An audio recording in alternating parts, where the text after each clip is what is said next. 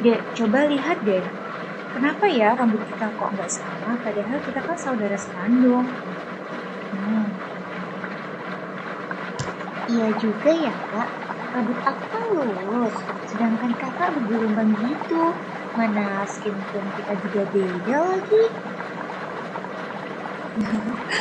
kayaknya emang kayak gitu deh, Dek. Jadi Allah tuh menciptakan setiap individu punya ciri fisik yang berbeda-beda. Kalau kakak amati nih ya, teman kakak tuh juga ada yang punya saudara kandung, dia punya kakak kan, nah dia tuh sama-sama rambutnya tuh lurus gitu, cuman di ciri fisik lainnya tuh berbeda, ya contohnya nih teman kakak tuh kan matanya nggak lebar ya, nah si kakaknya ini eh, itu matanya tuh kayak sipit gitu. Nah kalau dipikir-pikir ya dek, kalau misalnya saudara kandung seayah seibu pun kalau misalnya sama nanti kan jadinya kayak kembar ya. Iya juga ya. Nanti kan kalau kembar 100% nanti jadinya kayak kembar identik dong. Eh, ayo Kak buruan. Kita udah ditungguin ibu loh. Nanti kita kelamaan. Mana nanti kita bisa terlambat juga. Ayo buruan cepat. Rara, Rani, ayo segera bergegas. Jangan lama-lama. Nanti telat loh ke sekolah. Cepetan ya, ibu tunggu. Baik bu. Ibu, kakak heran deh. Tadi kan kakak sama adik bercermin. Nah, kakak tuh mengamati ciri fisiknya kita tuh kayak berbeda gitu loh ibu. Nah, kakak kan punya rambutnya tuh kayak bergelombang, sedangkan adik tuh rambutnya bisa lurus gitu. Kenapa ya kok bisa berbeda? Padahal kan kita seayah seibu. Iya kak, kita kan sebagai manusia memang berbeda satu sama lain. Nah, sekalipun kakak dan adik adalah saudara kandung, pasti satu sama lainnya ini akan berbeda ya. Meskipun kalian terhitung sekilas sedikit mirip.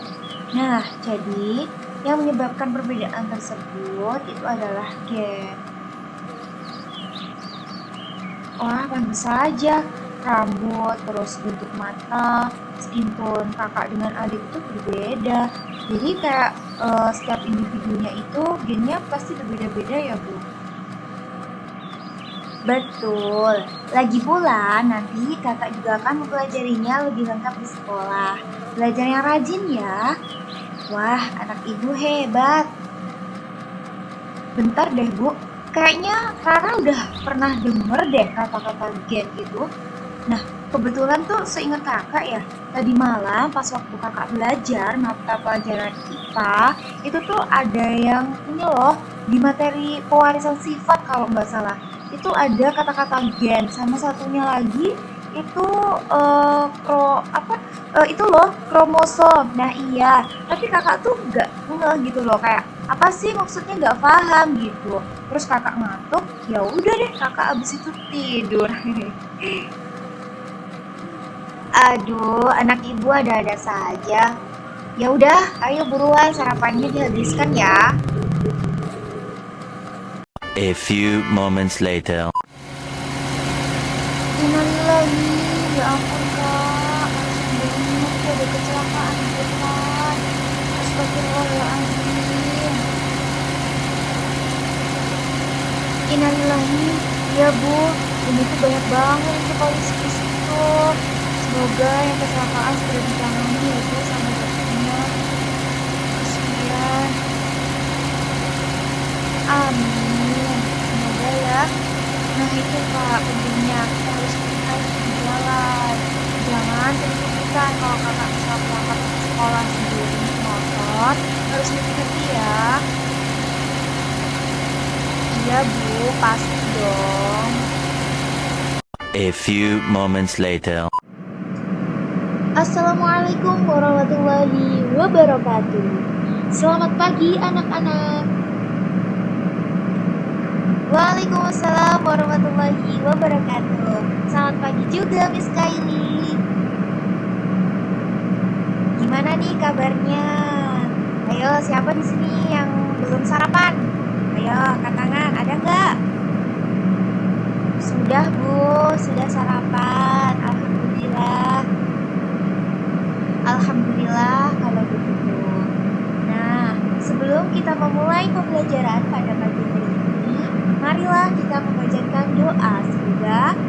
aktivitas kita selalu diridhoi Allah Subhanahu wa Ta'ala. Berdoa mulai. Amin amin ya rabbal alamin. Berdoa selesai. Benar ya, hari ini kelas 9A masuk semuanya ya. Tadi Miss sudah cek di presensi, semuanya sudah terisi. Oke. Nah, ketika kalian bercermin, pastinya kan kalian bercermin ya. Nah, di situ terpikir nggak kalian atau pernah nggak kalian mengamati ciri fisik kalian? Apakah ada yang mirip dengan ayah atau ibu kalian? Entah itu, wah rambut saya nih mirip dengan ayah saya ya ternyata, tapi hidung saya lebih mirip ke ibu saya. Nah, pernah nggak kalian mengamati hal tersebut? Dan atau mungkin juga mengamati ciri fisik dari saudara kalian. Nah, jadi dari kemiripan ciri fisik tersebut, kok bisa ya hal itu bisa terjadi? Iya Bu, tadi pagi Rara bercermin dan mengamati bahwa ciri fisik Rara dengan adik Rara itu berbeda. Tapi ciri fisik Rara itu cenderung lebih mirip dengan ayah Rara. Sedangkan adik Rara itu tuh ciri fisiknya lebih cenderung mirip dengan ibu Rara. Gitu. Dan tadi pagi Rara juga sempat bertanya dengan ibu Rara. Dan ternyata bahwa ciri fisik setiap individu itu berbeda yang karena disebabkan oleh gen. Gitu. Oke, baik. Benar ya, jadi yang disampaikan Rara tadi diceritakan bahwa Rara ini lebih ciri fisiknya lebih cenderung mirip dengan ayahnya. Sedangkan ciri fisik yang dimiliki oleh adiknya lebih mirip dengan ibunya. Gitu. Nah, setiap individunya ini karena memiliki ciri fisik yang berbeda ini dikarenakan adanya gen. Nanti lebih lanjutnya kita akan mempelajari terkait hal ini pada materi pewarisan sifat. Oke, pada materi hari ini pewarisan sifat kita nanti bakalan membahas tentang dimulai dari apa sih yang menyebabkan ciri fisik setiap individu berbeda dan apa saja yang berperan dalam proses tersebut. Selain itu, kita juga akan mempelajari penelitian tentang pewarisan sifat dan kelainan yang akan terjadi pada pewarisan sifat. Gimana? Sudah siap atau belum untuk mempelajarinya? Ayo, udah siap ya? Baik, Miss. Coba kalian perhatikan dua sahabat berikut, namanya Kejar dan Cita.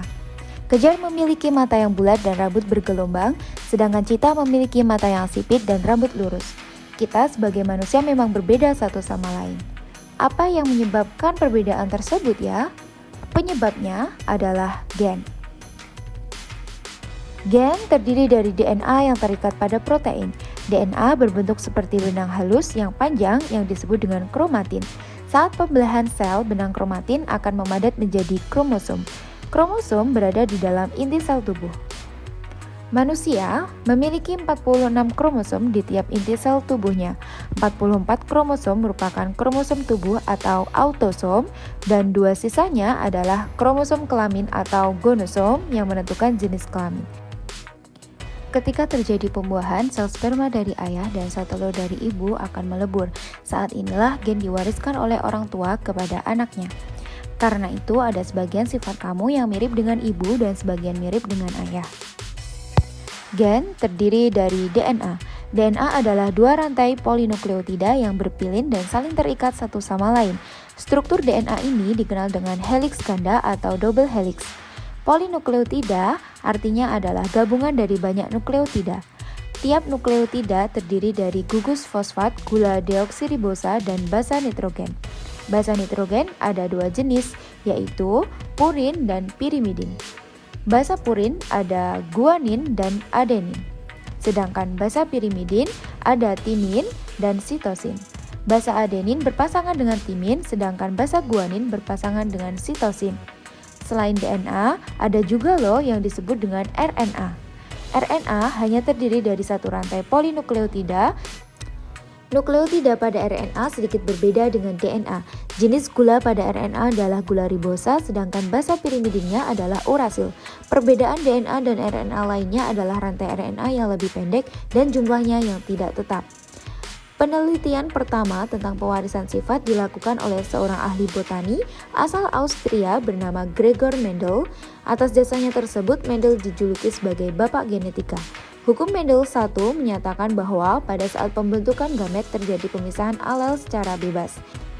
Mendel menyilangkan kacang ercis yang memiliki satu sifat beda, yaitu kacang ercis berbunga ungu dengan berbunga putih. Kedua tanaman ini disebut sebagai parental atau induk. Warna ungu dan putih yang terlihat disebut dengan fenotip. Setiap fenotip dikendalikan oleh alel atau pasangan gen yang disebut dengan genotip. Warna ungu memiliki genotip U besar, sedangkan warna putih memiliki genotip U kecil, Huruf besar artinya gen bersifat kuat atau dominan, huruf kecil artinya gen bersifat lemah atau resesif.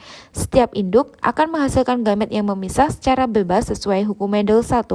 Kacang berbunga ungu menghasilkan gamet U besar, sedangkan kacang berbunga putih menghasilkan gamet U kecil.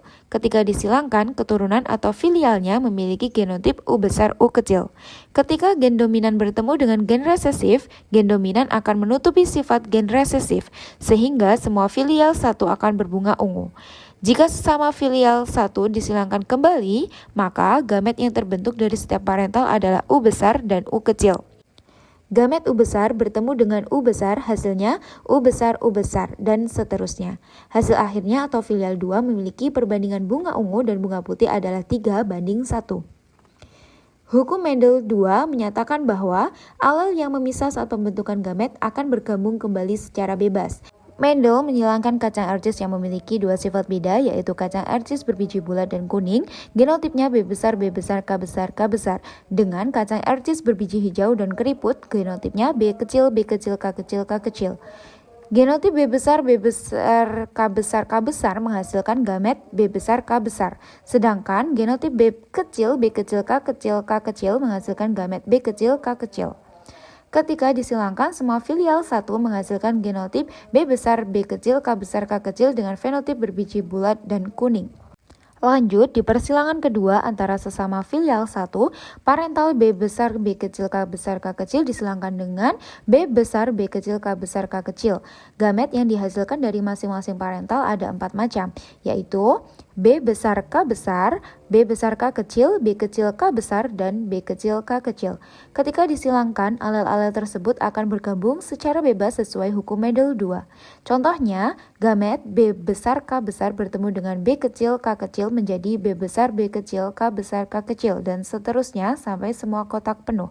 Sehingga dihasilkan perbandingan filial 2 adalah 9 bulat kuning dibanding 3 bulat hijau, dibanding 3 keriput kuning dibanding 1 keriput hijau.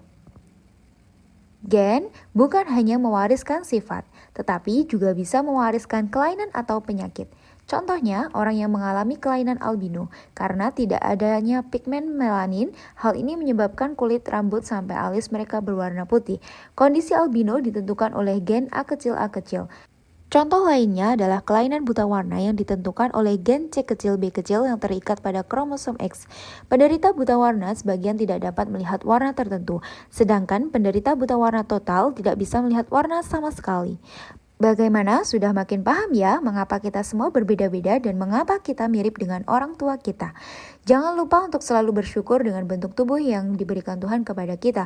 Perbedaan yang kita miliki bukan digunakan untuk saling bermusuhan atau mengejek ya, justru untuk saling menghargai satu sama lain. Sebagaimana dalam firman Allah Quran Surat At-Tin ayat 4. Bismillahirrahmanirrahim. Laqad khalaqnal insana fi ahsani taqwim. Sesungguhnya kami telah menciptakan manusia dalam bentuk yang sebaik-baiknya. Nah, itu tadi adalah penjelasan materi pewarisan sifat pada pagi hari ini. Ibu akan menyimpulkan sedikit terkait materi hari ini, di mana setiap individu akan memiliki ciri fisik yang berbeda satu sama lainnya. Tadi yang menyebabkan hal tersebut dikarenakan adanya gen gitu ya. Terus kemudian selanjutnya ada penelitian terkait dengan pewarisan sifat ini pertama kali dilakukan oleh seorang ahli botani yang bernama Gregor Mendel, dan beliau ini dijuluki sebagai bapak genetika. Beliau pada penelitian pertamanya ini menemukan hukum Mendel 1 dan juga hukum Mendel 2. Oke? Dan ternyata seperti yang kita ketahui bahwa kulit albino maupun kelainan buta warna itu disebabkan karena pewarisan sifat ini dari sifat atau gen yang diwariskan oleh ayah atau ibu kepada anaknya, gitu ya. Dan ibu ingatkan lagi bahwa setiap orang yang berbeda-beda ini itu merupakan sebuah karunia yang Allah berikan kepada kita semua. Jadi hal yang harus kita lakukan terkait dengan hal itu adalah yang pertama, tadi kita harus bersyukur. Kemudian kita juga harus saling menghargai satu sama lainnya, karena Allah tidak mungkin menciptakan makhluknya tidak dengan sebaik-baiknya. Jadi sebagaimana tadi yang sudah dijelaskan di awal bahwa Allah sudah menurunkan di dalam Quran surah Al-Atin ya. Atin ayat 4 menjelaskan bahwa Allah itu sudah menciptakan ciptaannya dengan sebaik-baiknya gitu. Oke. Sebelum Ibu tutup pembelajaran pada pagi hari ini, ada pertanyaan atau tidak? Sudah dimengerti atau belum materinya? Bagi yang mau bertanya, Ibu persilahkan ya. Saya Bu, izin bertanya. Jadi tadi Rara sebelum berangkat waktu di perjalanan itu di jalan tuh ada kecelakaan kan Bu. Nah, di sini Rara tuh bermaksud mau bertanya bahwa semisal korban kecelakaannya ini tidak diketahui identitas dari si korban. Nah, apakah ada cara dari penerapan dari materi ini, cara yang bisa dilakukan untuk mengetahui identitas dari korban tersebut ya Bu? Baik, Rara, pertanyaannya bagus sekali. Oke, sesuai dengan materi pewarisan sifat yang baru kita pelajari, cara yang dapat dilakukan untuk mengetahui identitas korban apabila tidak diketahui identitasnya adalah dengan mengambil sidik jari korban.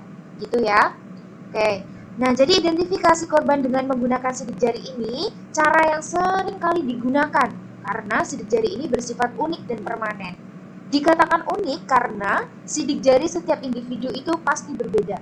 Sidik jari punya Rara dengan punya Miss itu berbeda ya. Jadi dari disitulah mengapa Allah menciptakan manusia atau individu memiliki ciri fisik yang berbeda-beda. Salah satunya adalah hal tersebut. Oke, untuk identifikasi menggunakan sidik jari ini dengan catatan tadi ya bahwa masih bisa didapatkan cetakan sidik jarinya dengan baik gitu. Karena ya nanti kalau semisal sidik jarinya itu misalnya luka, robek atau apa, itu nanti kan jadinya tidak bisa untuk mengidentifikasi melalui sidik jari. Untuk itu, alternatif yang bisa dilakukan ketika korban ini jarinya itu luka semuanya misalnya, berarti kan nggak bisa ya. Jadi bisa dilakukan dengan cara yang selanjutnya adalah melakukan tes DNA. Pada tes DNA, sumber utamanya itu bisa didapatkan dari darah, dari jaringan tubuh, gigi, maupun rambut. Akan tetapi sedangkan sumber DNA sekundernya itu bisa berasal dari barang-barang yang dikenakan korban, seperti pakaian korban ketika saat kejadian itu, ataupun sikat gigi, atau pokoknya barang-barang yang digunakan oleh si korban itu tadi. Oke. Nah, tes DNA ini kan bisa dilakukan dengan mencocokkan DNA korban dengan DNA keluarga. Akan tetapi, tes DNA ini lebih memerlukan dana yang cukup besar dan juga membutuhkan waktu yang lebih lama, gitu ya. Bagaimana Rara? Sudah dapat dimengerti? Oh, begitu ya, Miss. Rara jadi mengerti. Jadi, korban yang belum diketahui identitasnya bisa dapat diketahui dengan cara menggunakan sidik jarinya maupun dengan melakukan tes DNA. Terima kasih, Miss, atas penjelasannya. Sama-sama, Rara. Untuk yang lainnya, ada pertanyaan lain atau tidak? Belum? Oke. Jika tidak, berhubung waktu sudah habis, nanti bisa ya kalau masih ada yang ditanyakan ketika di rumah atau masih bingung, nanti bisa banget chat Miss, oke? Ya. Berhubung waktu sudah habis, Miss cukupkan pertemuan hari ini ya. Jangan lupa materi minggu depan dimohon untuk dipelajari. Dan untuk tugas tambahannya, oke, diperhatikan ya. Untuk tugas tambahannya, tolong membuat mind mapping tentang materi hari ini. Oke, dan dikumpulkan minggu depan. Ya. Baik, Miss. Baik, kalau begitu, semoga materi yang Miss sampaikan hari ini bisa bermanfaat untuk kita semua. Dan terima kasih atas perhatian kalian. Sampai ketemu di minggu depan. Jangan lupa ya untuk tugasnya. Akhirul kalam, wassalamualaikum warahmatullahi wabarakatuh. Waalaikumsalam warahmatullahi wabarakatuh. Terima kasih, Miss.